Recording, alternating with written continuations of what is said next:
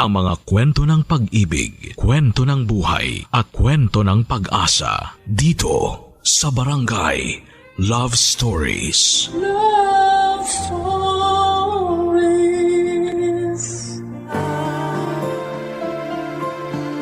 Malaki ang ginagampanan ng mga kapitbahay sa buhay natin. Silang mga saksi sa mga ordinaryong araw mo kung kailan mas totoo ka sa sarili mo.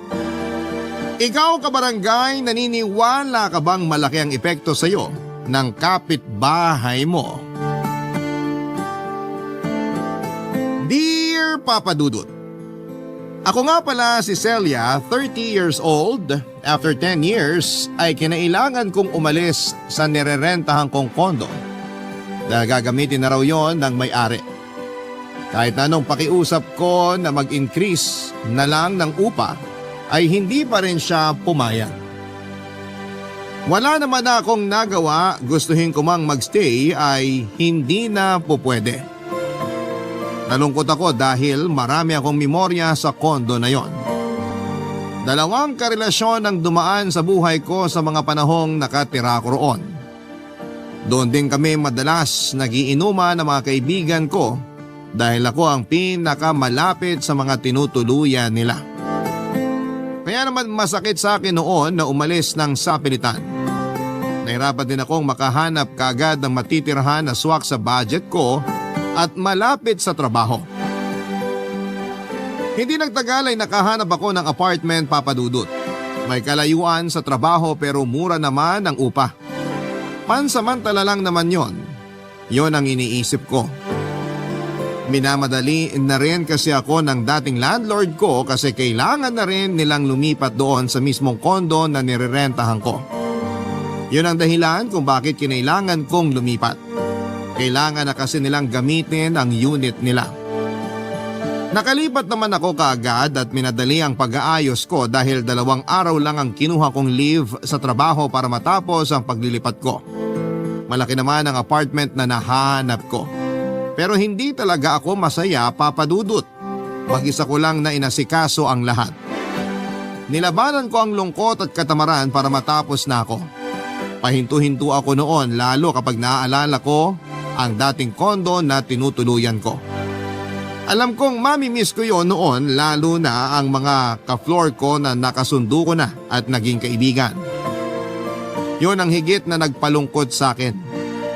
Panibagong makikilalang kapitbahay at panibagong pakikisama na naman. Nag-overthink ako kaya natigil na naman ako sa pag-aayos. Hanggang sa makarinig ako ng katok sa aking pintuan, Papa Dudut. Si Chrissy ang kapitbahay ko sa compound namin. Kaedad ko lang din siya, Papa Dudut.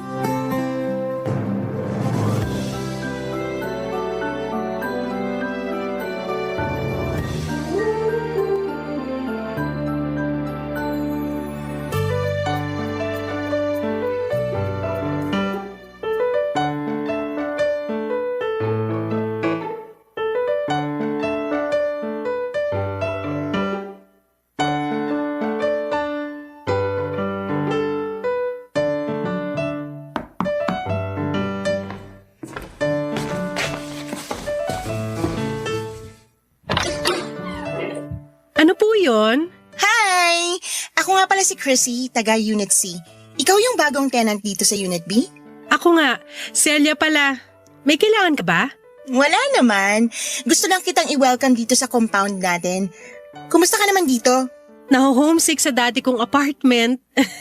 Normal naman yan. Masasanay ka rin dito. Masaya rito sa atin.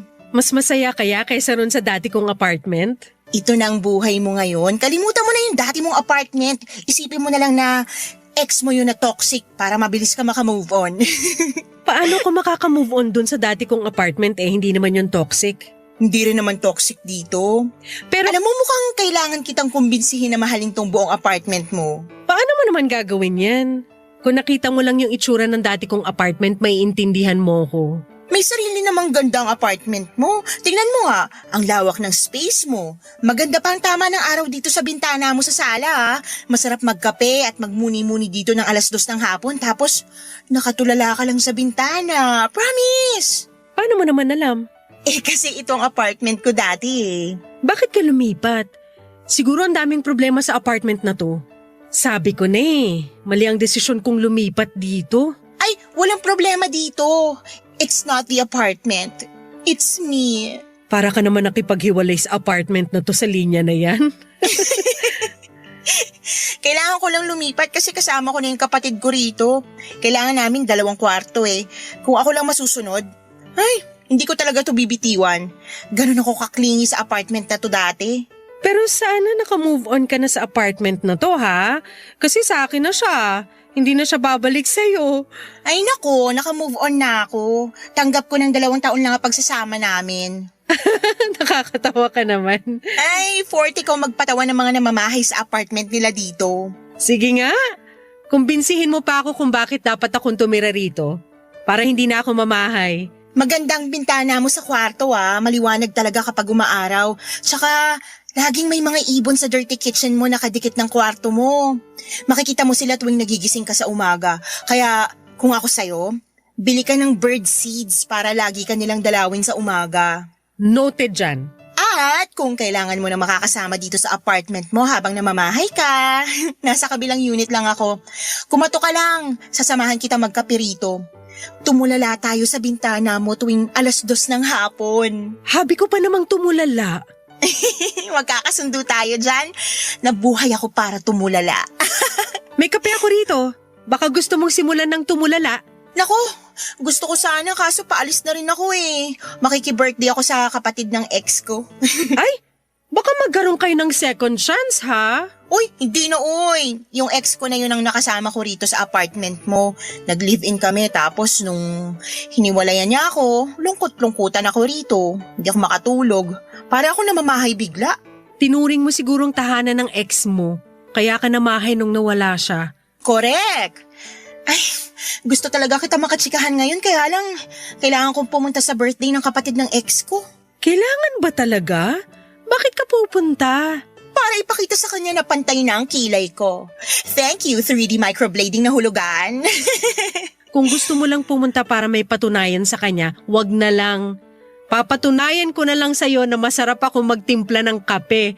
Halika, samahan mo ko. Bigyan mo pa ako ng dahilan para magstay dito. Sige na nga, mapilit ka eh. Welcome back sa iyong ex-apartment! Pumasok na si Chrissy sa apartment ko, Papa Dudut. Pinagmasdan niya ang kabuuan ng bahay. Napansin ko ang pagngiti niya at pagsilay ng lungkot sa kanyang mga mata. Siguro kasi naalala niya na minsan ay naging masaya siya sa apartment ko. Pero kailangan na yung magwakas, Papa Dudut. Kaya naman para makaiwas siya na maging malungkot ay inaya ko na siya sa kusina para ipagtimpla ng kape. Nagkwentuhan kami pansamantala tungkol sa mga niluluto nilang dalawa ng ex niya. Marami pa siyang ibang nakwento tungkol sa ex niya. Nakinig naman ako dahil yon ang paraan ko para kahit papaano ay makalimutan kong malungkot din ako dahil sa pamamaalam ko sa dating kondo ko. Noong natapos na akong magtimpla ay inaya ko na siyang bumalik sa sala para doon higupin ang kape, Papa Dudut. Natuwa siya sa kape na tinimpla ko. Yon daw kasi ulit ang unang beses na may nagtimpla sa kanya ng kape mula nung huling beses na ipinagtimpla siya ng ex niya. Ramdam ko kung paano siya magkwento. Meron pa rin siyang pagmamahal sa ex niya. O pwede rin na baka dahil nanunumbalik lang ang mga ala-ala noong pumasok siya sa apartment ko. Iniba na rin niya ang topic nung makahalata na siyang puro tungkol na lamang sa ex niya ang binibida niya.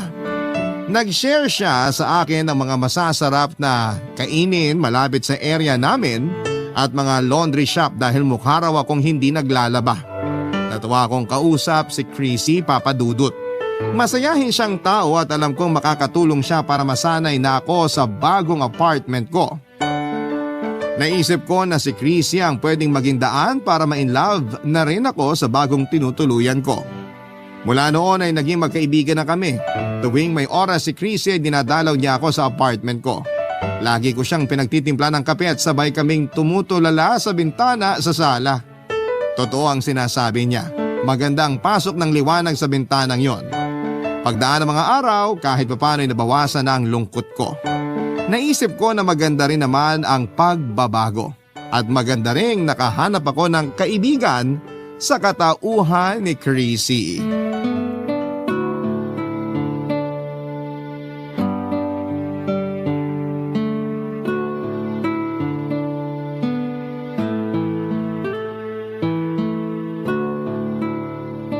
Alam mo, Celia, natutuwa ako na ikaw yung umupa rito.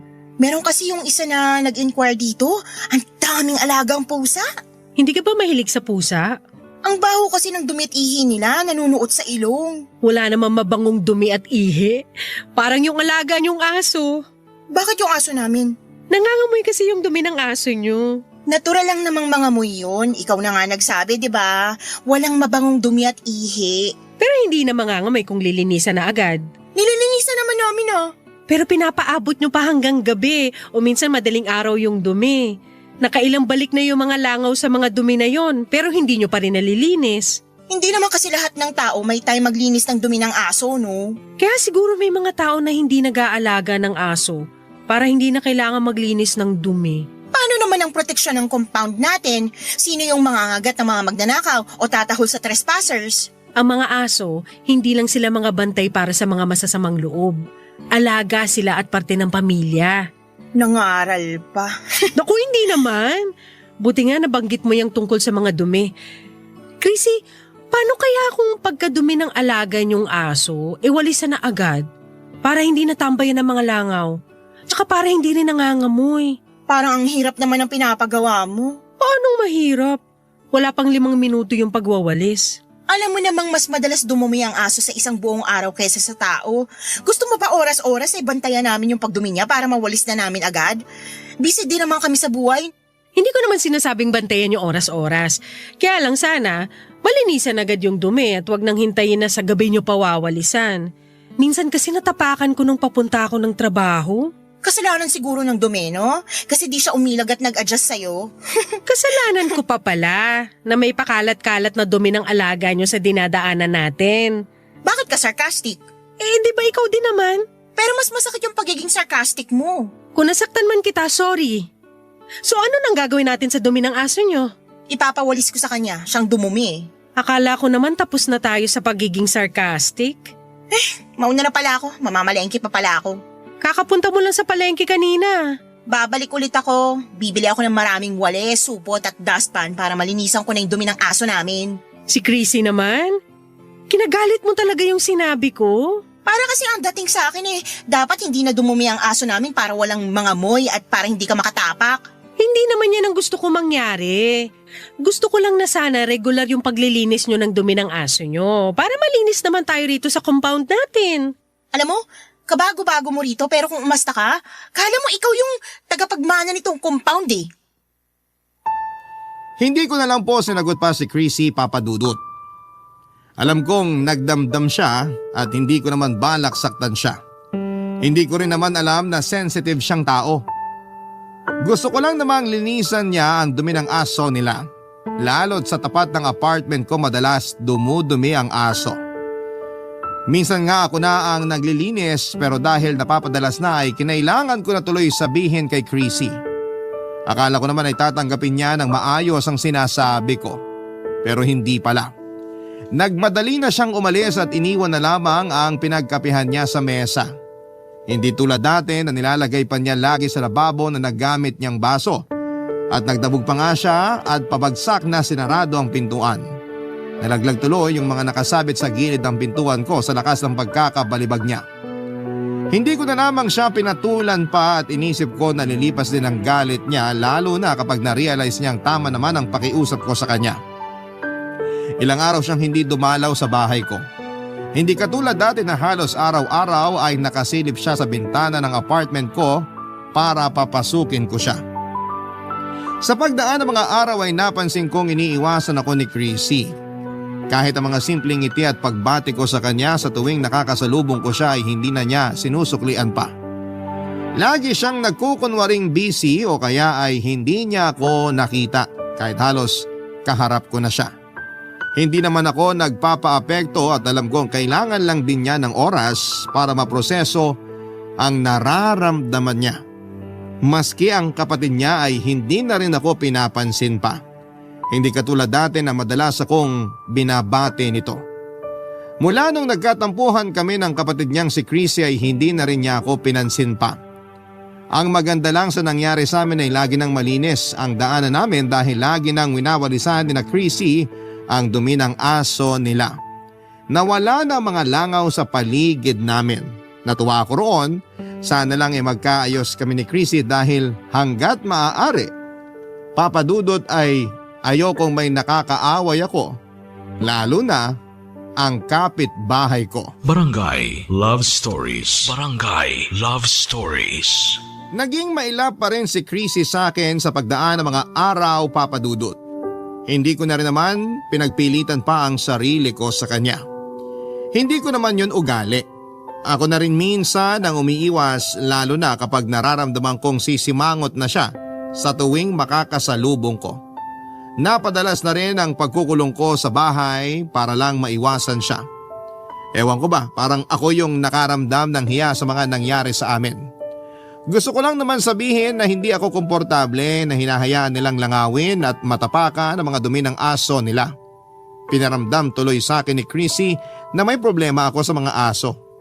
Mahilig din naman ako sa mga aso pero ang hindi ko matanggap ay yung mga taong kumukuha ng aso pero hindi naman nila alam kung papaano alagaan para hindi makasagabal sa ibang tao. Hindi yun nagawang intindihin ni Chrissy. Gustuhin ko mang ipaglaban pa yon sa kanya pero alam kong hindi naman siya magpapatalo. Minsan ay sinubukan ko na siyang lapitan. Gusto ko na lang ding magpakumbaba. Malaki rin naman kasi ang naitulong sa akin ni Chrissy para mag-adjust sa bagong buhay ko sa bagong apartment ko. Konting hindi pagkakaintindihan lang ang naganap sa amin at ayoko nang palakihin pa. Lalo't nasa isang compound lang kami at wala kaming ibang choice kundi ang matutunang makisama sa bawat isa. Kaya naman umorder ako ng baked macaroni sa isang katrabaho ko. Hindi ako maalam sa pagluluto kaya umorder na lamang ako ng pagkain para peace offering para kay Chrissy. Hindi naman pumalya ang pagkain para pag-ayusin ang dalawang kampong may tampuhan. Na-excite akong kumatok sa pintuan ni Chrissy at sa unay walang sumasagot. Inulit ko pa ang pagkatok. Doon ako pinagbuksan ng kapatid niya. Hinanap ko si Chrissy at agad naman itong tinawag ang kapatid niya. Makalipas lang ang ilang sandali ay nakaharap ko na nga si Chrissy at nakita ko pa rin sa mukha niya na hindi pa rin siya okay sa akin, Papadudot.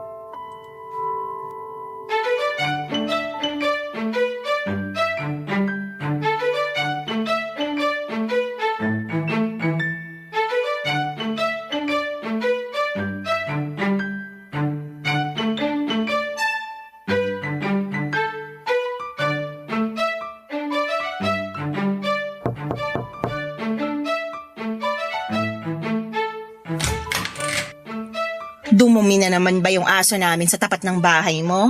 Hindi naman. Thank you pala sa paglilinis ng dumi ng aso mo. May choice ba ako? Pinilit mo ko eh. Para rin naman sa ikalilinis ng compound natin yun. Ano bang kailangan mo? Gusto lang kitang kumustahin. Busy. May iba ka pa bang kailangan? Umorder pala ako ng baked macaroni sa katrabaho ko. Pumunta ka lang dito para i-flex yung baked macaroni na yan? Bakit hindi mo na lang i-post yan sa Facebook mo, no? Kailangan sa personal pa talaga i-flex. Hindi ko naman pinaflex. Gusto ko lang ibigay sa'yo. Bakit? Peace offering. Para bati na tayo. Hindi ako kumakain kapag may tomato sauce. Hindi ba? Eh bakit dati kinain mo yung spaghetti na in-order ko? Nag-take out ka pa nga kasi sabi mo masarap. Dati yun, iba na ngayon, no? Nagbabago rin ang panlasa ng tao. Baka magbago ulit kapag natikman mo tong baked mac ng kaopisina ko. Walang tumanggi rito kahit sino. Masarap kasi talaga. Kunin mo na. Bakit mo ba pinagpipilitan sa akin yung baked mac na yan? May lasa niya, no? Aminin mo na. Ipapahula ko talaga to. Walang ganun, Chrissy. Ikaw naman. Namiss lang naman kitang kausap. Namiss ko rin yung lagi kang dumadalaw sa akin tuwing hapon. Sino bang may kasalanan kung bakit hindi na ako dumadalaw sa'yo? Wag na lang natin pag-usapan para hindi na tayo mag-away. Okay na yun. At sa tingin mo, okay na agad yun sa akin? Masyadong maikli ang buhay para pahabain natin yung galit sa puso natin. Yan ang sabi ng pastor ko. Nakakapagtaka. Nagsisimba ka pala? Awat na tayo sa away, Chrissy. Matatanda na tayo. Ako na tong lumalapit para makipag-ayos sa'yo. Dapat lang naman na ikaw makipag-ayos sa akin, no? Ako ba may kasalanan? Hindi naman Yung aso ko naman. Huwag ka na rin magalit sa aso mo. Patawarin mo na rin siya. Hindi naman niya alam na mali ang dumumi kung saan-saan. Masarap pa talaga yung baked mac na yan. Pinakamasarap sa lahat. Pwedeng ilaban sa ibang bansa. Walang halong lason. Tomato sauce at pagmamahal lang ang halo nito. Huwag ka matakot. Sige, okay na tayo. Talaga? Nakapaghugas ka naman ng mga pinagkainan mo, no? Oo, bakit? Good. Kainin na lang natin yan sa apartment mo. Ayaw mo bang kainin nyo na lang dalawa ng kapatid mo to? Sumabay kang kumain sa akin para alam ko kung totoong walang lason yan. O sige na nga. Pero tawagin mo na rin yung kapatid mo para makikain na rin siya. Hindi na. Siyang dapat maging star witness kung sakaling may mangyaring hindi maganda sa akin kapag kinain ko yung baked mac na yan. Ang lala naman ng trust issues? Pero sige, magpaalam ka na rin sa kapatid mo na pupunta ka sa apartment ko para lang makampante ka kung sakaling may plano akong lasunin ka. Bumalik nga si Chrissy sa loob ng bahay nila para i-inform ang kanyang kapatid na kakain siya ng baked mac kasama ko. Napailing na lamang ako at natatawa dahil talagang pinagdudahan niyang may laso ng baked mac na binigay ko sa kanya. Hinayaan ko naman siya para makampante na siya sa akin. Wala akong ibang gusto noon kundi ang magkaayos kaming dalawa. Pagkatapos noon ay nagmadali na siyang lumabas ng bahay nila para mapagsaluhan na namin ng baked mac. Inanda ko ang pagkakainan naming dalawa at sa simula ay parang naiilang pa sa akin si Chrissy. Hinayaan ko siya. Inasikaso ko na lamang siya para maging komportable na siya sa akin. Panay ang sulyap niya sa akin pero hindi siya nagsasalita. Feeling ko noon gusto na talaga niyang magkaayos kami pero hindi niya alam kung paano lalo't inunahan niya ako ng pagtataray niya. Nung natikman na niya ang baked mac na hinanda ko ay doon na siya nagsimulang maging komportable sa akin. Napakwento na siya tulad ng dati. Ang dami niyang sinabi sa akin para mahabol ko lang ang mga nangyayaring bago sa buhay niya. Natuwa ako habang nakikinig sa mga kwento niya, Papa Dudut. Nakita ko ulit na masaya na siya. Nakita ko ulit na bumalik na ang friendship naming dalawa. Baked mac lang pala ang katapat ni Chrissy. Nasabi niya sa akin na yun nga ang paborito niyang pagkain. Inuwi na rin niya ang mga natira at pakiramdam ko tinago niya yon sa kanyang kapatid. Tinext niya ako nung gabi at sinabing naubos na niya ang baked mac. Tinanong ko kung feeling pa rin ba niya, nilason ko siya. Nireplyan niya ako at sinabing hindi naman daw. Nagbalik na raw ang tiwala niya sa akin dahil sa baked mac na ibinigay ko sa kanya.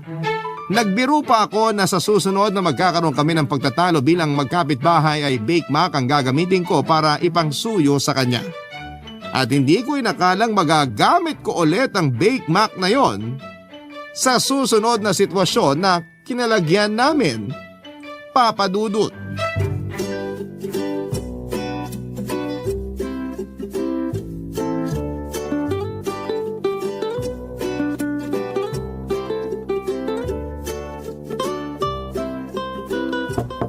Chrissy, andyan ka ba? Oh, Celia! Kailangan mo na ba yung hiniram kong kawali mo? Nakababad pa kasi sa tubig Hindi ko matanggal yung bakas ng tusino. Idaan ko na lang mamaya pag nahugasan ko na ha. Ay, hayaan mo na. Meron pa naman akong extra na kawali. Kung gusto mo sa inyo na yan. Luma na rin naman Yayamanin, namimigay ng kawali. Bakit ka nga napadaan? Umorder ulit ako ng baked mac sa kaopisina ko. Na naman? Kasi kailangan niya ng pera para sa birthday ng anak niya. Kaya napabili ako ng wala sa oras. Sa birthday nga ng kapatid ko, subukan kitang bentahan ng sobra naming paracetamol. Pagkakitaan kita minsan. Che, regaluhan na lang kita ng baked mac sa birthday mo. Promise. O ito na, kunin mo na to. Sure ka ba? Parang ang dami naman itong baked mac. Gusto mo hati na lang tayo? Di ko rin naman mauubos to kasi nasobrahan na ako kanina sa tosino. Dalawa yung in-order ko. Isa sa akin tsaka isa sa inyo. Ang bait mo naman, hoy! Hindi pa Pasko pero pinaparanas mo na sa amin ng Noche Buena. Thank you, ha? Walang anuman. Alam ko, Bake Mac ang nagpapaganda ng mood mo eh. Mula nga nung binigyan mo ko ng Bake Mac, naging positive na ako sa buhay. Talaga ba? Naku, sakto. Kasi may sasabihin sana ako sa'yo. Ano yun? Kasi ano eh. Yung exhaust fan nyo, Anong meron sa exhaust fan namin? kasi nakatutok direkta yung buga ng exhaust fan nyo sa dirty kitchen ko. Eh, yung aircon ko sa kwarto sumasagap ng hangin mula sa dirty kitchen ko. Kaya ayun, Diretsahin mo na ako. lahat ng amoy ng niluluto nyo nasasagap ng aircon ko sa kwarto. Alam nga namang hindi namin gamitin. Kami naman ang mga angamoy niyan. Pero kasi nangangamoy talaga sa kwarto, lalo na kapag nagigisa kayo, nagluluto ng isda. Kumakapit kasi yung amoy sa mga damit ko at sa mga dingding ng kwarto. Ang selan mo naman. Nung una yung dumi ng aso namin yung problema mo. Tapos ngayon, pati yung amoy ng niluluto namin. Hindi ko na alam kung saan lulugar, Celia. Binubuga nga kasi nung exhaust nyo, yung dumi o baho mula sa kusina nyo papunta sa akin. Ako naman na nakakasagap ng amoy na tinatanggal nyo sa bahay nyo. Gets? Magreklamo ka sa landlady natin, wag sa akin. Kinausap ko na yung landlady natin. Nalaman ko na ikaw pala nagpagawa ng exhaust. Kaya ang sabi niya, ikaw din daw dapat ang magpaayos. Eh, tama naman siya. Eh anong magagawa ko? Alam nga namang ako lang ang mangamoy ang kusina. Paano naman ako? Kwarto ko naman na nangangamoy dahil sa pinagawa mong exhaust. Kaya nga exhaust fan eh. Kailangan talaga yan para mawala yung amoy sa kusina namin. Alam ko naman kung anong gamit ng exhaust, kaya lang sana pinagawa nyo ng maayos. Yung hindi nakakaperwisyo ng kapitbahay. O eh anong gusto mong gawin ko? May nakausap na akong gumagawa ng exhaust. Kailangan daw kasi ng roof ventilator cap para yung buga ng hangin sa kusina nyo sa bubong nyo lalabas. Hindi mangangamoy sa inyo, hindi rin mangangamoy sa akin. Ang hassle naman ang gusto mong ipagawa. Gagastos pa kami. Pwede naman kitang pautangin. Paunti-unti ka na lang magbayad. Wala namang kaso sa akin eh. Ayokong umutang, no? Baka naman pwedeng hindi ka na lang mag-aircon para hindi nasasagap sa kwarto mo yung amoy ng kusina namin. Malabo naman yun. Ang init sa kwarto ko. Tsaka alam mo naman night shift ako. Sa umaga at tanghali ang tulog ko. Yun pa naman ang oras na nagluluto kayo. Mabilis kasi ako magising eh kapag may hindi ako nagugustuhan na amoy. Alam mo, dapat sa'yo walang kapitbahay. Hindi ka marunong mag-adjust? Chrissy, sinusubukan ko namang mag-adjust pero mali naman kasi yung exhaust fan mo. Kasi nga nakatutok sa apartment ko. Pwede mo namang gamitin yung exhaust fan mo pero pagawan mo ng tamang ventilation para hindi ako yung nakakasagap ng baho ng kusina mo. Hindi na ako nakapagpigil pa, Papa Dudut. Napalakas ang boses ko habang dinedepensahan ko ang sarili ko. Hindi ko gusto na ang ginagawang panggagaslight sa akin ni Chrissy kaya nasagot ko na rin siya. Akala kong uubra ang Bake Mac para makapag-usap kami ng mas maayos. Pero hindi pala. Hindi na sumagot sa akin si Chrissy habang hawak niya ang Bake Mac at inirapan ako nito. Lumabas siya ng kanyang bahay at saka nilapag sa sahig ang Bake Mac na ibinigay ko. Saka nagmarcha papasok ng loob ng kanilang bahay. Hindi niya ako nilingon o tinignan man lang bago pumasok. Pero pinaramdam niya sa akin ang pagdadabog niya. Pabagsak pa niyang sinarado ang pintuan. Lumabas ang kanyang kapatid at sinamangutan din ako. Mukhang mabilis na nakapagsumbong si Chrissy. Kinuha ko na lang ang Bake Mac at saka nagmadaling pumasok sa loob ng kwarto. Muli ay nagkaroon kami ng alitan ni Chrissy. Nahiya na rin ako lumabas ng bahay dahil panay ang paninig niya kapag alam niyang nasa sala lamang ako at maririnig ko ang boses niya. Patuloy pa rin siya sa paggamit ng exhaust nila sa kusina. Mas tumindi pa nga ang amoy ng mga niluluto niya. Nagluto siya ng tuyo at ibang mga malalansang isda na kahit mababad sa kumukulong mantika ay malansa pa rin. Paulit-ulit din ang paggamit niya ng mantika sa pagluluto. Kaya halo-halo na yung amoy kapag lumalabas sa exhaust niya. Mas matindi tuloy ang kapit ng amoy na yon sa kwarto ko.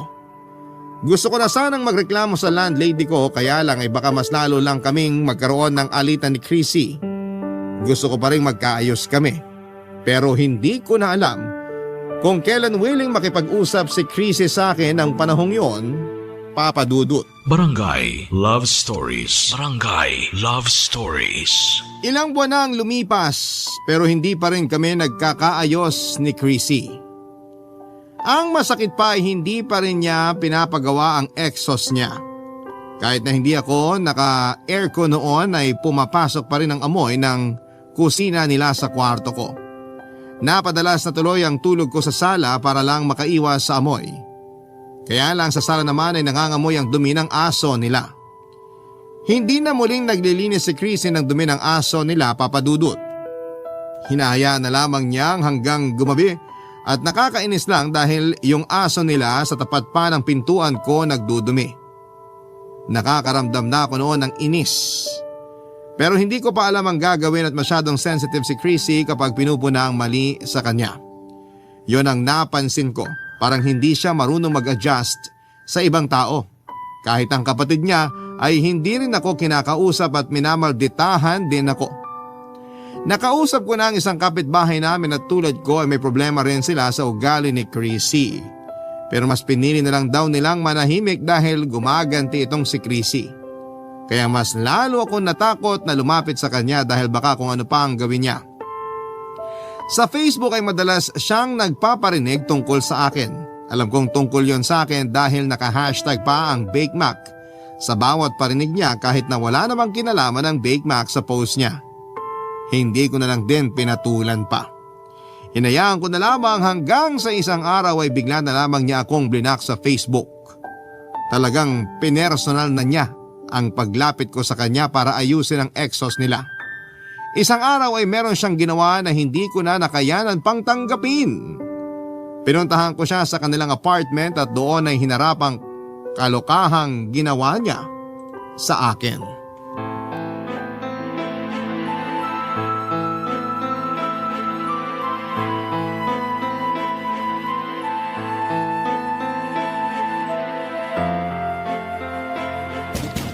Chrissy! Buksan mo tong pintuan niyo! Chrissy! Ano bang problema mo? Gusto mo bang gibain tong pintuan ko, ha? Magpaliwanag ka sa akin! Eto na naman po si babaeng kailangan lagi ng paliwanag. Diyos me, umay! Huwag mo ko dinadaan sa ganyan ha. Hindi na ako natutuwa sa'yo. Bakit? Sa tingin mo natutuwa ako sa'yo? Mag-usap tayong dalawa. Hindi na makatarungan tong ginagawa mo. Pinalagpas ko na yung mga dumi ng aso mo sa tapat ng pintuan ko. Hinayaan ko na rin magbuga na mabawang hangin ng exhaust fan nyo. Oh, edi thank you, kamahalan. Isang malaking karangalan na nag-adjust ka sa dumi ng aso at kusina ko. Kailangan ko ba tanawin to bilang utang na loob? Tapos ganyan ka pa kung magsalita? Hindi talaga uso sa'yo mag-adjust, no? Kapag nasasabihan ka na mali, gumaganti ka? Anong klase pag-uutak ka meron ka? Alam mo, wala akong time makipag-diskusyon sa'yo. Mag-usap tayo! Pupuno na ako sa'yo! Ano na naman ba kinakagalit mo? Ano na naman bang irereklamo mo ngayon? Marami bang banyo mo? Ako na naman ba may kasalanan? Marami ka bang labahin ngayon? Ako pa ulit ang may kasalanan? Bakit mo sinabi sa mga nagde-deliver ng parcel na patay na ako? Ah, yun ba? Hindi yata kami nagkaintindihan eh. Bakit kailangan mo sabihin yun sa kanila? Kailangan ko ang mga parcel na yon! Ayaw na nilang i-deliver dahil sinabi mo matagal na akong patay sa mga rider! Anong klase pag-uutak kayang Chrissy? Ginawa naman nilang literal yung ibig sabihin ng patay. Gusto ko lang iparating sa kanila na para sa akin, patay ka na. Hindi ka na nag-e-exist sa buhay ko. Ganun lang kasimple. Mali ko ba kung ginawa nilang literal? Silang may mali. Laging mali ang ibang tao, no? Pero ikaw ang perfect mo? Hindi ka pwede magkamali? Mali naman kasi sila talaga. Bakit nila ginawang literal yung sinabi ko? Sinabi mo sa kanila na i-cancel ng account ko kasi may gumagamit para mang-scam ng mga rider? Paano mo to didepensahan ngayon, ha? Aba, malay ko ba kung may gumagamit ng account mo para manloko ng riders? Talamak pa naman ngayon yung ganyan. Nakakaawa yung riders. Sinabi ko lang yon para makapag-ingat sila. Talaga ba, Chrissy? Baka naman sinabi mo yun dahil sa galit mo sa akin. Pwede rin. Talagang ganyan ang ugali mo, no? Ayaw mo na magbago? Magbabago lang ako kapag alam kong may natatapakan na akong tao. Ilang beses mo na akong tinapakan! Malateleserye naman ang linya mo na yan. Hindi ako nakikipagbiroan sa'yo! Hindi rin ako nakikipagbiroan sa'yo. Ang hirap mong maging kapitbahay! No wonder kahit yung nasa kabilang unit, ayaw ka rin kausapin dahil sa kagaspangan ng ugali mo! Nabigla si Chrissy sa mga sinabi ko. Hindi na rin kasi ako nakapagpigil pa. Ang mga parcel ko na pinakancel ni Chrissy ay mga kailangan ng tatay ko para sa pagpapagamot niya. Yun lang naman ang hinihintay kong dumating bago ako umuwi sa probinsya namin para personal ko yung dalhin. Sinubukan kong tawagan ng rider para ipa-deliver ulit sa akin pero na-cancel na raw yon at wala na siyang magagawa pa. Sinubukan kong i-order ulit pero aabutin muli ng 2 linggo bago makarating sa akin dahil galing pa yon sa ibang bansa. At pre-order yon. Hindi ko sinabi yon kay Chrissy dahil mas nauna yung galit ko sa kanya. Mangiyak-ngiyak akong pinaliwanag sa nanay ko ang nangyari. Mas lalo akong naiyak, lalo't naramdaman ko ang lungkot sa boses ng nanay ko. Naghalo-halo ng galit, lungkot at inis. Hindi ko kayang patawarin si Chrissy sa ginawa niyang ito sa akin. Ang masakit pa ay hindi man lang niya nakitang mali ang ginawa niya. Kaya naisip ko na rin gumante sa kanya. Baka sakaling makaramdam siya. Baka sakaling maintindihan niya ang pinanggagalingan ko. Hindi na ako pumayag na ako lang ang gagawa niya ng masama. Handa na rin akong labanan siya. Sa tuwing dumudumi ang aso niya sa tapat ng pintuan ko ay nililipat ko yon sa tapat ng pintuan nila. Pinasarhan ko rin ang exhaust fan niya mula sa dirty kitchen ko. Kaya hindi na niya yon magagamit pa para magbuga ng hangin mula sa kusina niya. At ang pinakahuli ay kinausap ko rin ang mga nagdi-deliver ng parcel niya para sabihing scammer siya. Nabantuloy siya. Nakarating ito sa kanya at narinig ko na lamang ang malakas na pagkatok niya sa pintuan ko. Hindi ko kagad yon binuksan para sumakit ang kamao niya. Nang magpasya na akong pagbuksan siya ay nakita ko ang mukha niya na namumula na sa galit kasing pula ng kamao niyang napagod sa kakakatok papadudot.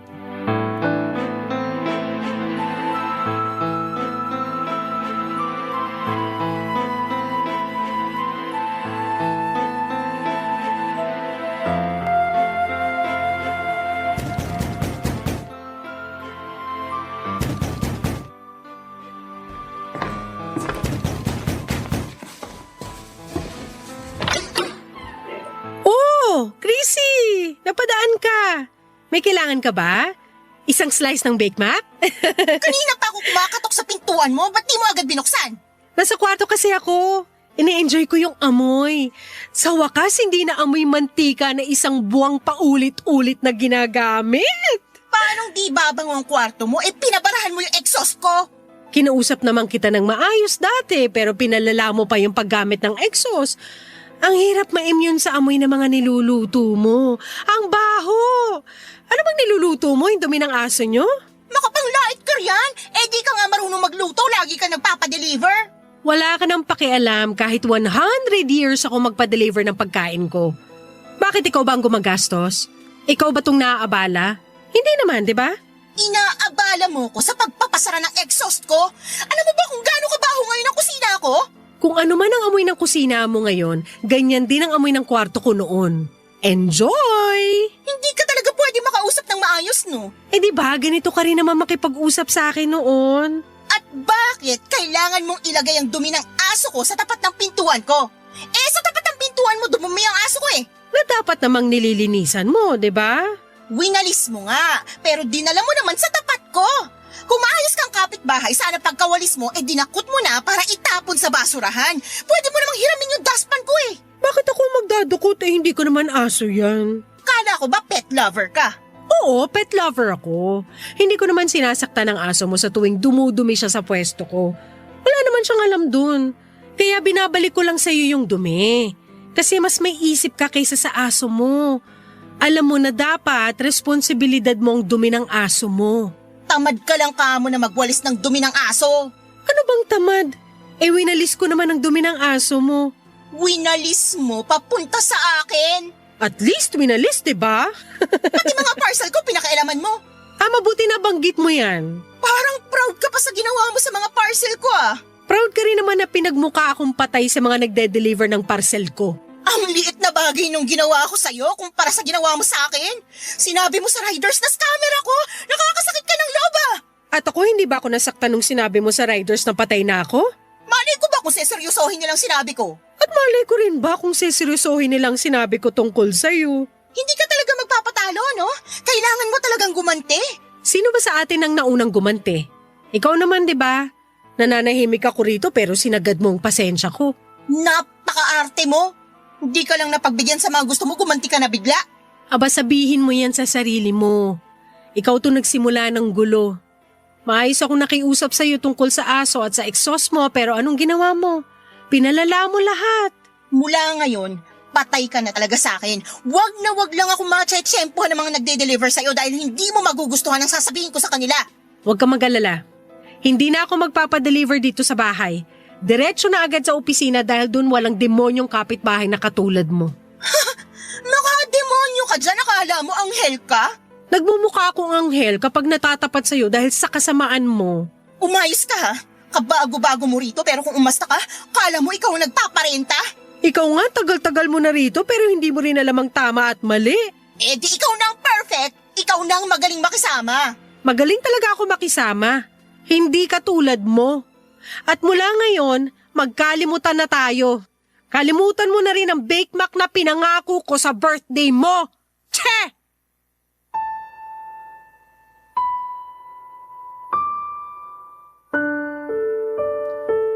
Papadudot, hindi ko na hinintay pa na sumagot si Chrissy.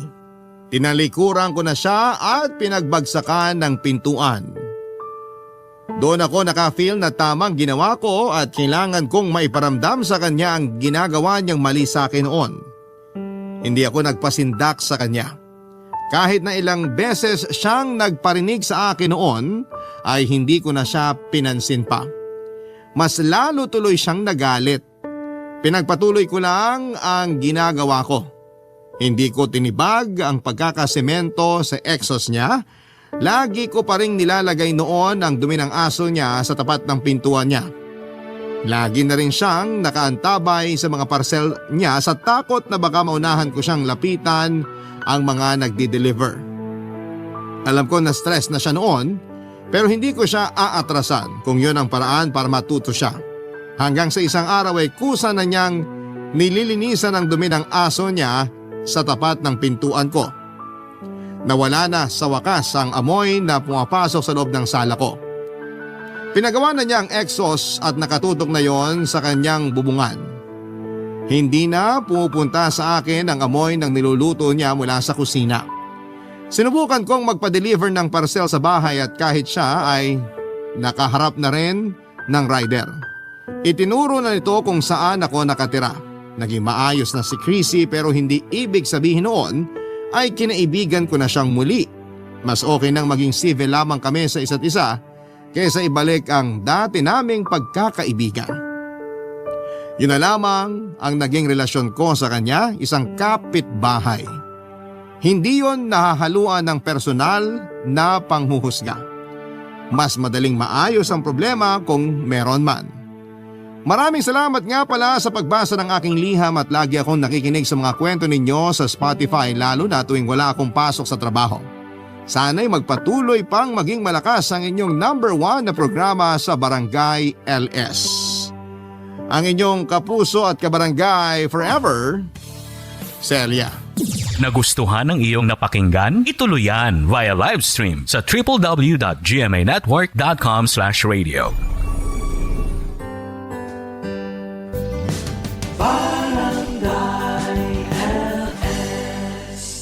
Forever. Ang mga kwento ng pag-ibig, kwento ng buhay at kwento ng pag-asa dito sa Barangay Love Stories. Love Stories.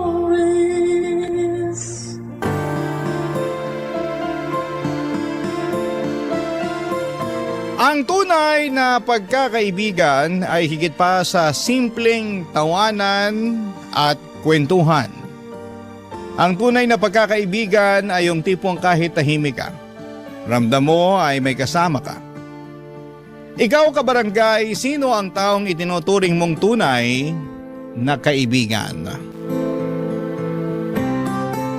Dear Papa Dudut, magandang araw po sa inyo at sa lahat ng taga-subaybay ninyo.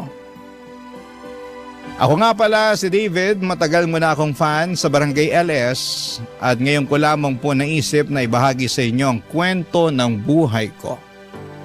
Sana po ay mapili ninyo ang sulat ko at mabigyan ako ng pagkakataon na maibahagi ang espesyal na tao na naging bahagi ng buhay ko. Ang kwento ko po ay tungkol sa akin at sa matalik kong kaibigan na si Kay. Simula pa nung elementary at high school ay halos araw-araw na kaming magkasama at solid talaga ang samahan namin. Nang nag-college kami ni Kay ay pareho kaming nagdesisyon na kumuha ng iisang kurso at masaya akong sabihing sabay din kaming nakapagtapos. At hindi lang yun. Pareho rin kaming napunta sa isang kumpanya pagkatapos ng college. Para sa akin, si Kay ay higit pa sa kaibigan at parang pamilya na rin. Lagi kaming magkasama sa saya at pati na rin sa mga panahong malungkot at mahirap. Palagi siyang nandyan para makinig, umalalay at pasayahin ako sa mga araw na kailangan ko siya. Isa sa mga hindi ko malilimutang pangyayari ay noong isang araw habang papunta ako sa trabaho ay nasagasaan ako ng motor at na ospital. Akala ko talaga noon ay katapusan ko na. Pero ang kinagulat ko ay bakit si Kay ang unang nakaalam ng nangyari sa akin. Samantalang wala pa akong tinatawagan ni isa para sabihin ang nangyari sa akin, Papa Dudut.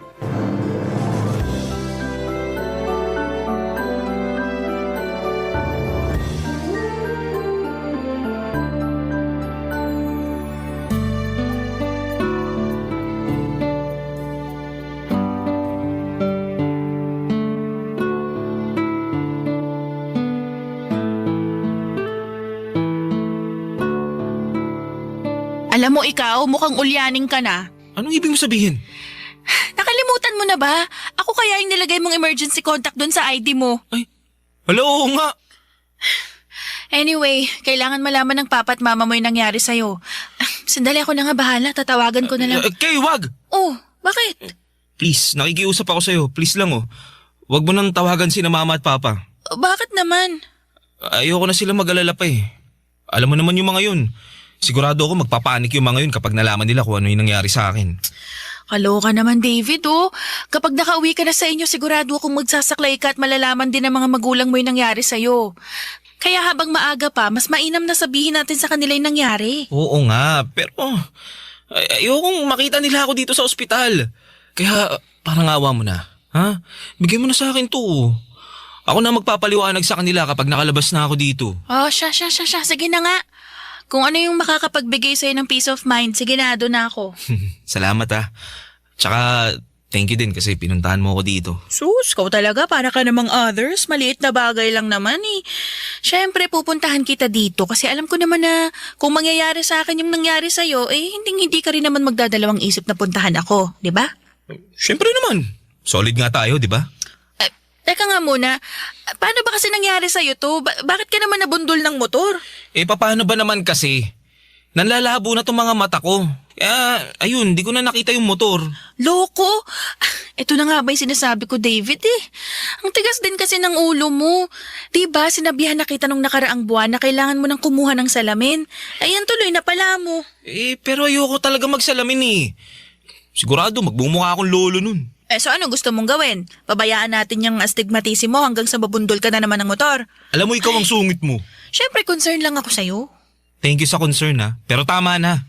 Tuwing naiinis ka, naalala ko lang sa'yo si mama eh. Ah, ganun. Aray! Ingat Yung ka, braso ko! ha? Danda naman! Ay, sorry. Masakit? Ang lakas nun ah. Di, sorry. Ikaw naman kasi, nakakainis ka eh. Alam mo, kapag ako nakalabas dito, gagantihan kita. Ah, talaga ba? O paano to?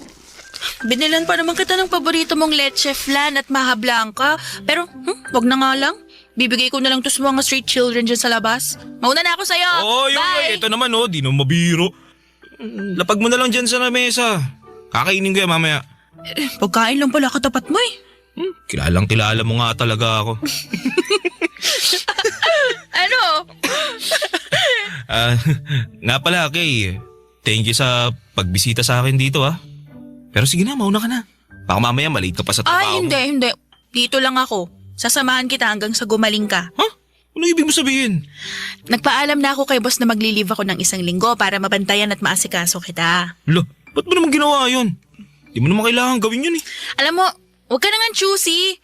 Ako magiging yaya mo for 1 week straight at wala ka nang magagawa doon. Kaya relax ka lang dyan. Ako na bahala sa'yo, okay? Pinanindigan talaga ni Kay na babantayan niya ako buong linggo kahit na hindi naman talaga kailangan. Sa mga panahong yun ay sobrang na-appreciate ko na may tao tulad ni Kay sa buhay ko. Pero syempre nagalit din ang mga magulang ko nang malaman nilang hindi ko agad sinabi ang tungkol sa aksidente, pero tinulungan ako ni Kay at naipaliwanag niya sa mga magulang ko na ayoko lang namang mag-alala sila. At dahil sa tulong ni Kay ay hindi na nagtampo sa akin ang mga magulang ko. At sa katunayan, sa halip ay mas lalo lamang lalo kong naramdaman ang pagmamahal sa akin ni na mama at papa. At aaminin ko din po sa inyo, Papa Dudut, na habang tumatagal ay mas lalong nahuhulog ang loob ko kay Kay. Hindi ko maintindihan kung bakit ngayon ko lang naramdaman ang mga ito sa tagal na naming magkaibigan. Pero siguro ganun talaga ang pag-ibig. Hindi mo malalaman kung kailan ka tatamaan. Bigla na lamang itong darating at tatamaan ito ang puso mo nang hindi mo inaasahan. Hanggang sa isang araw habang magkausap kami ni Kay sa telepono, isang bagay ang bigla na lamang sumambulat sa akin, Papa Dudut.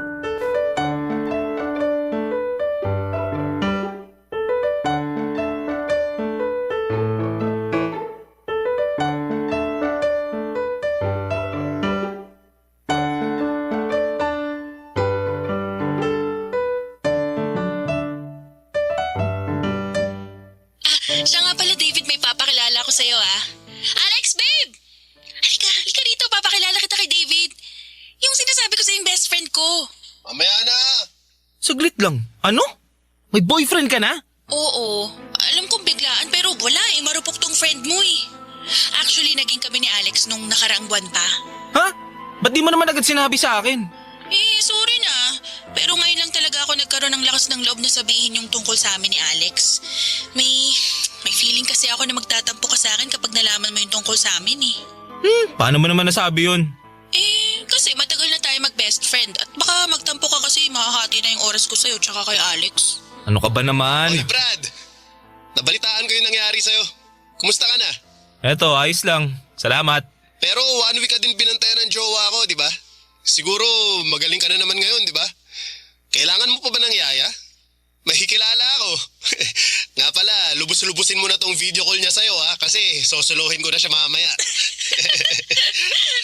Alam mo ikaw, nagpapakyut ka na naman sa akin eh. Pero cute naman talaga ako, di ba?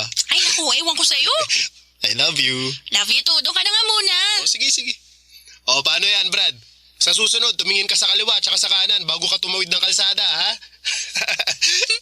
Ang cute niya, no? Andiyan pa ba si Alex? Wala, ayun. Kapapasok lang ng CR. Bakit? May itatanong ako sa'yo eh. Pero wag ka sana magalit ha. Sige, ano ba yun? Sigurado ka na ba talaga dyan sa boyfriend mo? Wala naman siya. Bakit mo naman natanong yan? Ewan ko, pero... Pero ano? Ewan, nayayabangan ako dyan sa jowa mo eh. Alam mo ikaw, hindi ka pa rin talaga nagbabago, no? Noon pa man sobrang judgmental mo na. Seryoso ko. Masama yung kutob ko dyan sa boyfriend mo na yan. Alam ko na kung bakit ka nayayabangan kay Alex. Dahil siguro dun sa sinabi niya na cute siya, no? Yun ba yun? Siguro. Basta, hindi ko mapaliwanag eh. Hindi mo maipaliwanag kasi wala naman talagang basihan yung mga pinagsasasabi mo. Puro ka duda at hinala. Alam mo, kapag nakita na kayo ni Alex sa personal, sigurado ako magbabago din yung tingin mo sa kanya. Uy babe, di ka pa ba tapos dyan? Halika na nga dito. Tapusin mo na nga yan. Kanina ka pa dyan eh. Uy, so paano? Alis na muna ako ha. Tawagan na lang kita soon. Ha? Sige. Basta kung kailangan mo ng karamay o makakausap ha, nandito lang ako palagi para sa'yo. Ay sus. Napaka-drama mo talaga, no? Pero thank you. Best friend talaga kita, no? O sige na, papatayin ko na tong tawag. Ingat ka dyan. Sige, ikaw din. Ingat ka. Bye! Babe, di ka pa ba tapos dyan? Lakas ng hangin mo. Kala mo naman kagwapuhan ka. Di ko maintindihan kung ano nakita sa'yo ni Kate. Nagustuhan ka niya eh. Nakakain na nga lang. Bad trip. Aaminin ko po sa inyo na sobrang inis na inis ako kay Alex noong araw na yon. Ramdam ko yung yabang niya sa video call, yung tipong parang nangaasar. At nararamdaman ko rin na parang ayaw niya sa akin. O baka nga tama si Kay na baka hinuhusgahan ko lamang si Alex nang wala sa lugar. Pero sa kabila ng lahat ng yon ay isang bagay ang malinaw sa akin. Mahal na mahal ko na si Kay at gusto ko na sanang iparamdam sa kanya yung totoong nararamdaman ko. Kaso torpe ako, Papa Dudut. At bago ko pa man masabi ang tunay ko na nararamdaman ay naunahan ako ng asungot na si Alex. Kaya na mga panahong yon ay sinabi ko na lamang sa sarili ko na magpaparaya muna ako kahit na hindi ko gusto at kahit na masakit. Pero ginawa ko yon dahil mahal na mahal ko si Kay. At kahit papaano ay gusto ko pa rin naman siyang maging masaya. Kahit nasa piling siya ng ibang tao. Barangay Love Stories. Barangay Love Stories. Papadudot noon ay maayos pang naging samahan namin ni Kay. Palagi pa kaming nag-uusap sa trabaho at nagkwekwentuhan sa telepono tungkol sa mga pangarap at plano namin sa buhay. Kahit na asar na ako sa jowa ni Kay na si Alex, ay natutunan ko na rin at tanggapin na siya na talaga ang mahal ni Kay. Pero habang tumatagal ay napapansin ko na parang iniiwasan ako ni Kay. Aminin ko na nasaktan talaga ako kasi hindi ko naman alam kung ano yung ginawa ko para layuan ako ni Kay nang ganon na lamang. Masakit ang ma-friend zone pero mas masakit pa yung pakiramdam na yung taong minsang pinakamalapit sa iyo ay unti-unti nang nawawala sa buhay mo. Doon ko na naisip na kailangan kong gawin ang lahat para maibalik at masalba ang pagkakaibigan namin ni Kay, Papa Dudut, bago siya tuluyang mawala sa akin.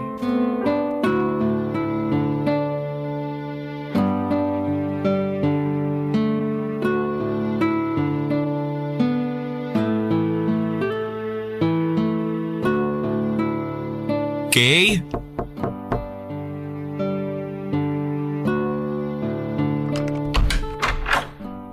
David, anong ginagawa mo dito? Ha? Bakit? Bawal na ba akong bumisita ngayon? Hindi naman sa ganun, pero please lang, nakikiusap ako sa'yo. Umalis ka na muna. Huwag ngayon, parang awa mo na. Sandali nga lang. Bakit ba nagkakaganyan ka ha? May problema ba? Pwede ba? Sumunod ka na lang. Papunta na dito si Alex. Uy, ano naman ngayon? Kilala niya naman ako ha. David, tatapatin na kita. Ayaw ka ng jowa ko. Yun na nga ba sinasabi ko eh. Siya ba ang dahilan kung bakit mo ako iniiwasan? Oo. Pero bakit? Kasi pinagseselosan ka ni Alex. Pero Kay, alam mo naman sa sarili mo na wala tayong ginagawang masama. Hahayaan mo na lang ba na basta-basta na lang masisira yung pagkakaibigan natin dahil lang sa lalaking yun? Kung tutusin naman walang basihan yung pagsiselos niya sa akin eh. David, please lang. Ayoko ng gulo kaya umalis ka na lang. Hindi. Dito lang ako. Aantayin ko yung Alex na yan at ako mismo magpapaliwanag sa kanya na wala siyang dahilan para magselos. David, hindi mo alam kung paano magalit si Alex. Kaya kung ayaw mong mapilayan, nagmamakaawa ako na umalis ka na lang bago ka pa niya makita. Alam mo kung anong hindi ko maintindihan? Kung bakit ka nagpapadala dyan sa jowa mo eh. Mas may pinagsamahan tayo, Kay. Kung tutusin, hindi pa nga nag-iisang taon simula nung nakilala mo yung Alex na yan eh. Pero masisisi mo ba ako? Mahal ko si Alex eh. At isa pa, ikaw ang best friend ko, David. Dapat ikaw itong mas nakakaintindi sa akin. Uy, ano yung gusto mong maintindihan ko? Kung bakit mo ako nilalayuan para dyan sa Alex na yan? Kayo naman eh. Hindi kita nilalayuan, David. Talaga ba? Ilang linggo mo na nga ako iniiwasan tsaka hindi kinakausap eh. Kailangan ko lang talaga ng mas marami pang time para maipaliwanag kay Alex na wala siyang dapat ikaselos sa'yo. At kapag nangyari yun, pinapangako ko sa'yo na babalik na yung dating sigla ng friendship natin. Kaya nga ako na yung kakausap dyan sa jowa mo. Para hindi ka na mahirapan. O, tingin mo magiging okay lahat kapag ginawa mo yan, ganon? David naman, ilang beses ka na namin pinag-awayan. Nagdududa siya na may namamagitan sa atin. Pambira. Ibang klase din naman talaga yan eh, no? David, alam mo, mahal kita bilang kaibigan, alam mo yan. Pero mahal ko rin si Alex. Kaya parang awa mo na, wag mo na akong pahirapan. Umalis ka na lang muna, okay? Promise, tatawagan kita mamaya. Yun na nga yun eh. Naiinis ako kasi hindi ka naman talaga dapat nahihirapan. Ano ba nakita mo dyan sa Alex na yan at patay ka sa kanya? Diyos ko, dyan na si Alex. Kotse niya yun eh. David, please lang, magtago ka na. Umalis ka na nga. Sige na nga. Pero tatawagan kita mamaya. Oo na, alis! Sa totoo lang ay sobrang nainsulto talaga ako noong araw na yon. Ang haba na ng pinagsamahan namin. Ang dami naming napagdaanan tapos ay nanggawa niya akong ipagtabuyan dahil lang ayaw ako ng boyfriend niya. Para sa akin ay sobrang unfair noon. Nagbigay na ako ng espasyo, nagparaya na ako pero bakit ako pa rin yung nasasaktan ng ganito? And deep inside, alam ko rin na labag sa loob ni Kay ang ipagtabuyan ako. At nagagawa niya lamang yon kasi mahal niya si Alex. Kasi kung gusto niya talaga akong mawala sa buhay niya ay matagal na niya akong blinak pero yon ang isang bagay na hindi niya nagawa. At ayun na nga Papa Dudut, umabot kami sa puntong kahit ayaw ni Alex. Nagkaka-text pa rin kami ni Kay. Nagchat-chat at nauuwi pa sa palihim na pagkikita. Nagtiis ako kasi ayokong tuluyang mawala si Kay sa buhay ko. Mas pinili kong kumapit sa kung ano pang natitira sa amin. Kahit ako na lang yung nasasaktan sa bandang huli, Papa Dudut.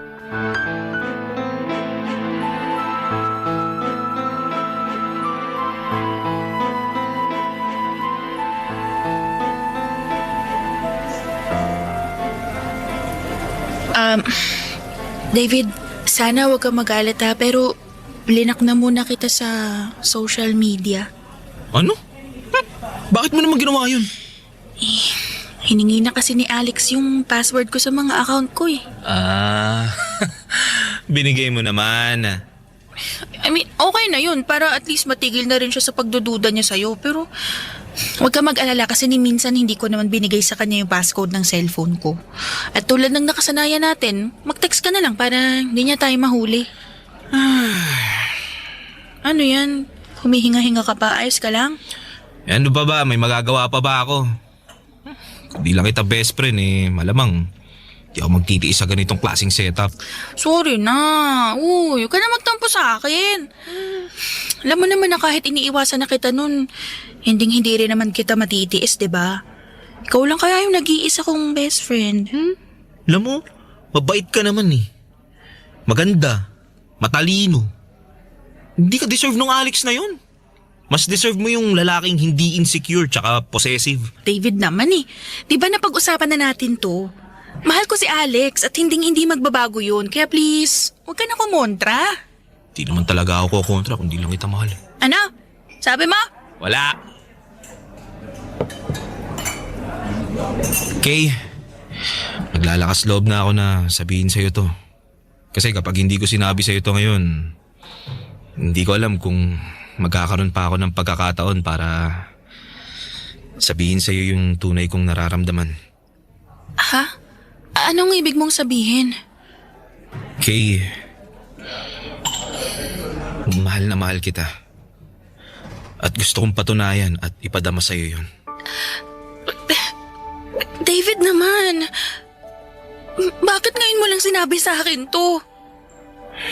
Kasi nung una hindi pa ako sigurado eh. At ayoko naman na masira yung pagkakaibigan natin ng dahil lang dito sa nararamdaman ko. Pero ngayon na nakikita kong nagtitiis ka sa maling lalaki, mas lalo akong nagiging sigurado sa nararamdaman ko para sa'yo. David, nagpapasalamat ako kasi simulat sa Paul, andyan ka palagi para suportahan ako at iparamdam sa akin na hindi ako nag-iisa. Pero alam mo naman 'di ba na parang kapatid na lang yung tingin ko sa'yo? Aaminin ko nung umpisa, nahirapan akong tanggapin na hanggang best friend lang talaga ang tingin mo sa akin. Pero habang tumatagal, mas nare-realize ko na mas hindi ko kakayanin kung mawawala ka sa buhay ko. Pero kung may chance naman na maging tayo, why not, di ba? David, please lang ha. Huwag mo nang dagdagan tong iniisip ko. Kay, sinabi ko na to sa'yo noon at sasabihin ko ulit sa'yo ngayon. Hindi ka dapat nahihirapan ng ganito. Hindi deserve ni Alex ang isang babaeng katulad mo. Kung tutusin, kayang-kaya ko tiisin yung pang-friendzone mo sa akin eh. Pero alam mo kung ano yung hindi ko kayang tiisin? Yung nakikita kong nahihirapan ka sa piling ni Alex. Aminin ko po, yung pag-amin ko ng nararamdaman ko kay Kay ang pinaka nakakatakot na ginawa ko. Para akong kinakain ng sarili kong kaba, papadudot. Pero noong araw na yon ay hindi ko na talaga napigilan ang sarili ko. Ang tagal ko na kasing bitbit yung nararamdaman ko at naisip ko na kung hindi ko pa sasabihin, baka hindi na ako magkaroon ng lakas ng loob para sabihin ang tunay ko na nararamdaman. Gusto ko lang maging totoo kahit na isang beses lang.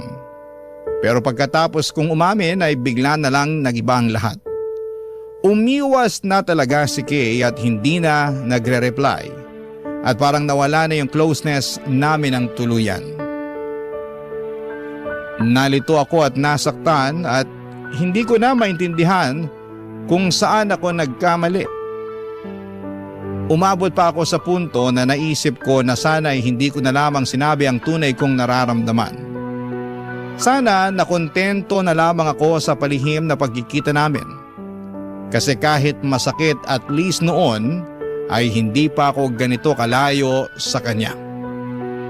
Papadudot ngayon parang ako na lang yung naiwan, nag-iisa, bit-bit ang damdaming hindi ko na alam kung paano ko haharapin o saan ko ilalagay. Papadudot. Barangay Love Stories. Barangay Love Stories. Pagkalipas ng ilang linggo ay bigla namang umikot ang mundo ko. Parang nangaasar talaga ang tadhana kasi isang araw ay nag-text si Kay at tumawag pa. Doon niya inamin sa akin na higit pa sa best friend ang turing niya sa akin at mahal niya rin daw ako. Grabe. Sobrang saya ko nang narinig ko yon. Para akong lumulutang at parang ako na yata yung pinakamaswerteng lalaki sa buong mundo. Pero kasabay ng tuwa ay may kirot din. Sinabi ni Kay na kailangan niya pa ng kaunting oras at panahon para makipaghiwalay kay Alex. At kahit masakit pakinggan ay nirespeto ko yon. Ang importante sa akin ng oras na yon ay umamin na siya sa nararamdaman niya. At least ngayon ay may pag-asa na at may direksyon na yung matagal ko nang pinipigilang damdamin. Kaya kahit mahirap, kahit ako yung naipit ay tinanggap ko. Ang sabi ko sa sarili ko na hihintayin ko siya. At pag dumating yung araw na tuluyan na niyang hiniwalayan si Alex, ay ako mismo ang sasalo kay Kay, papadudot.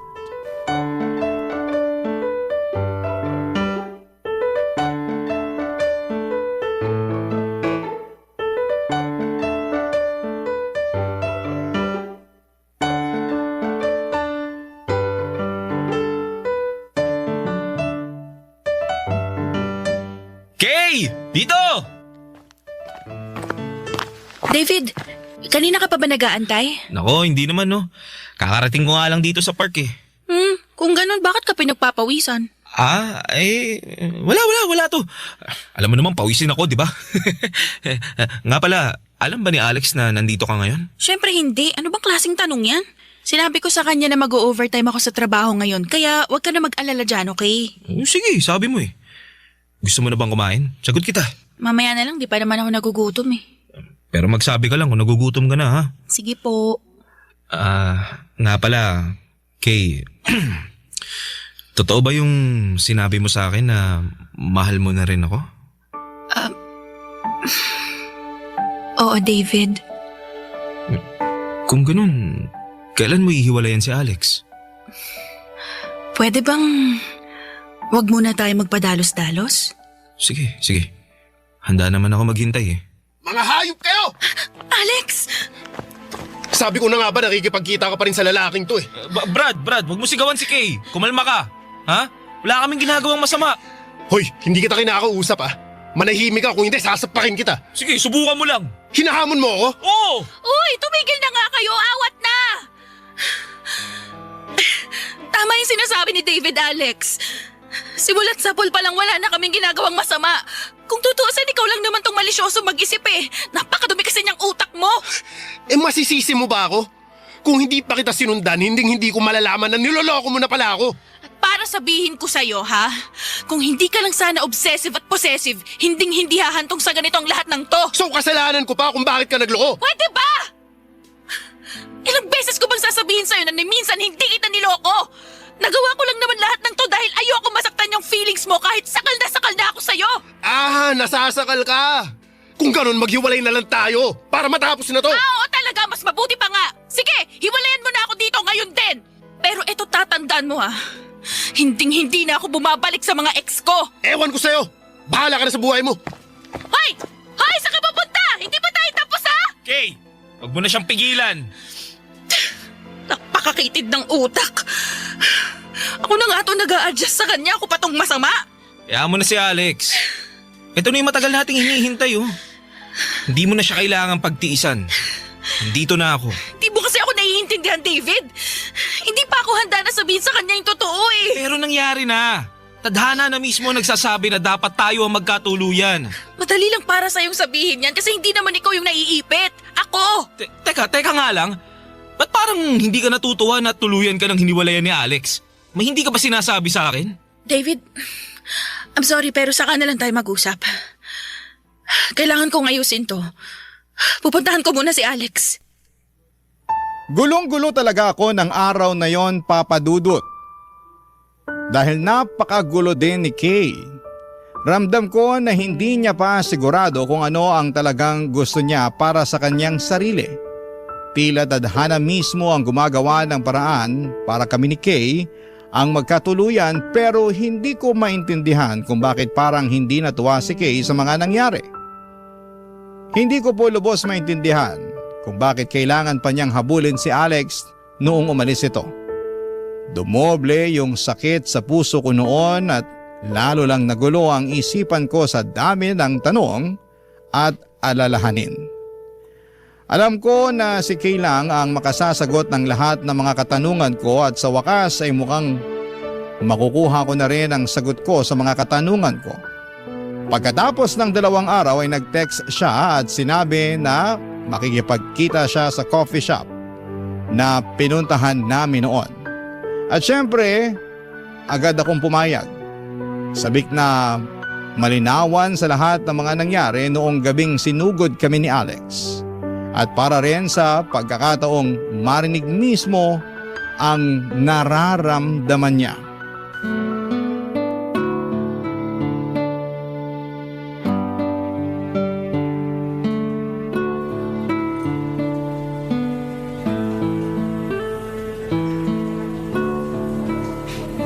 David,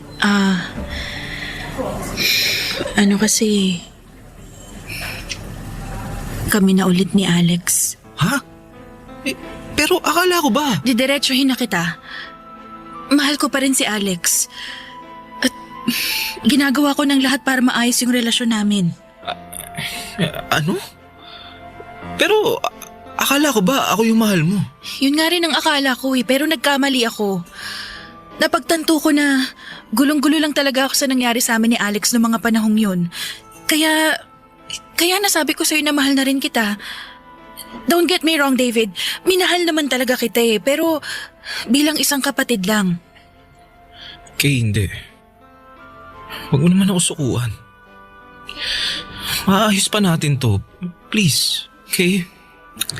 At para sa ikatatahimik ng relasyon namin at sa ikatatahimik ng lahat, kailangan na rin kitang pakawalan, David. Sandali lang, ano? Bakit? Sabihin mo nga sa akin, gusto mo ba yung nangyayari sa atin ngayon na palagi lang tayong nagtatago? Gusto mo ba yung tipong wala tayong kalayaan tuwing nagkikita tayo? Kung ganun, yung si Alex ang pagsabihan mo, wag ako. Sana wag mo namang masamain tong sasabihin ko sa'yo pero mahal ko talaga si Alex at handa akong gawin ng lahat para sa kanya. Sigurado ka na ba dyan?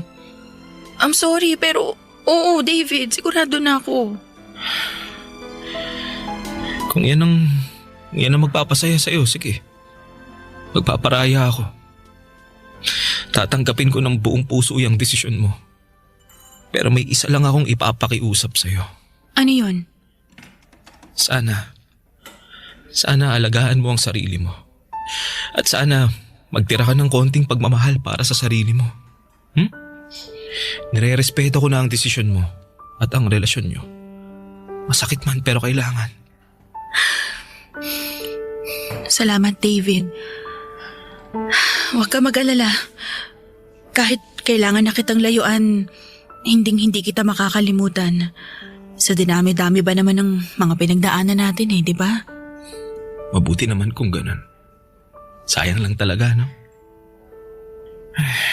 Kung nilakasan ko lang sana yung loob ko noon baka naging tayo pa. Siguro kung noon pa lang, sinabi ko na sa'yo yung totoong nararamdaman ko. Siguro, nabigyan mo na ako ng chance. David. Ito naman, biro lang. Huwag ka mag-alala. Didistansya na ako. Pero kung kailangan mo na makakausap, lagi mong tatandaan nandito lang ako bilang best friend mo. Salamat. Napagtanto ko na mahirap ma-friendzone. Pero mas mahirap at masakit pala yung mawalan ng best friend. Yung kaibigan na palaging nandyan sa saya at lungkot. Yung taong alam ang lahat ng kwento mo. Yung taong nakakaintindi na kaagad sa'yo kahit wala ka pang sinasabi. At para sa akin, ikaw yung kaibigan na yun. Pero para sa ikatatahimik nating lahat, lalayo na muna ako. Pagkatapos ng araw na yon ay tuluyan na akong dumistansya kay Kay para hindi na makagulo sa relasyon niya kay Alex. Nakikita ko pa rin si Kay sa workplace namin at nagkakakumustahan pa rin naman kami. Pero hindi na kasing sigla ng dati ang friendship namin. Wala namang kaming sama ng loob sa isa't isa. Pero nakatutok na kasi siya sa love life niya habang ako naman ay nakatutok sa trabaho ko. At okay lamang yon kasi iba-iba naman tayo ng priorities sa buhay. Siguro sa iba ay hindi maganda ang ending namin ni Kay at ganoon din ang iniisip ko noon. Pero habang tumatagal po Papa Dudut ay narealize ko na ang pagiging single pala ay may sarili ding kapayapaan. Mas nagagawa mo yung mga bagay na gusto mo nang hindi iniisip ang ibang tao. At mas may space ka rin para mag-isip kung ano talaga ang makabubuti sa buhay mo. Sa totoo lang, isa ito sa mga bagay na madalas ay nakakaligtaan o taken for granted ng nakakarami. Dito ko na po muna tatapusin ang kwento ko. Alam ko na maraming nangyari at masakit sa simula. Pero sa ngayon ay natutunan ko na ring tanggapin ang lahat. At sakali mang may mangyari sa hinaharap, makakaasa po kayo na susulat po ako sa inyo, Papa Dudut. Sa ngayon ay natutunan ko ng pahalagahan ang bawat araw, bawat karanasan, at bawat tao na naging bahagi ng buhay ko at tulad ng sinabi ko, masaya na rin ako sa katahimikan na meron ako sa ngayon. Ang inyong forever kapuso, at Kabarangay David. Kwentuhan naman tayo dito sa comment section.